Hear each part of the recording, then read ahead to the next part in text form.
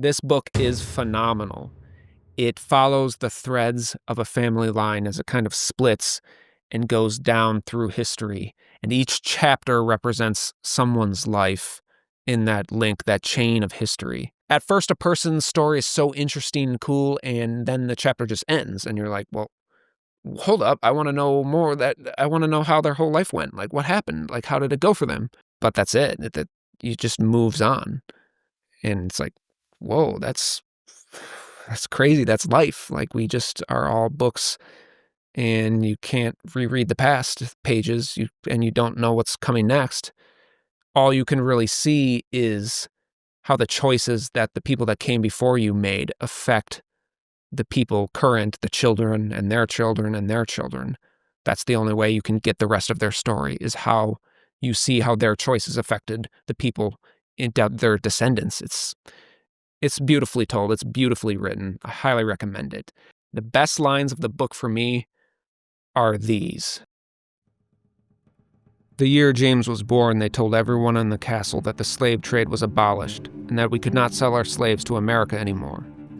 But did that stop the tribes from selling? Did that make the British leave? Don't you see that the war the Asantes and the British are fighting now and will continue to fight for far longer than you or I or even James can live to see? There's more at stake here than just slavery, my brother.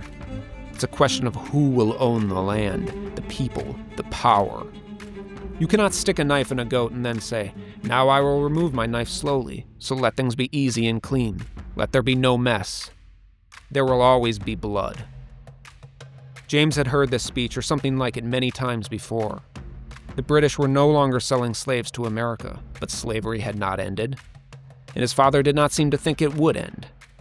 They would just trade one type of shackles for another, trade physical ones that wrapped around wrists and ankles for the invisible ones that wrapped around the mind.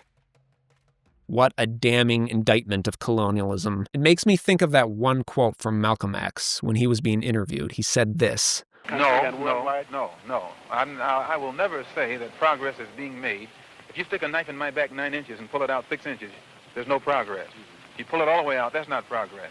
The progress is healing the wound that the blow made. They won't even admit the knife is there. History progresses because people make choices. Your choices can help, can heal, can harm, can kill, can save, can bring hope.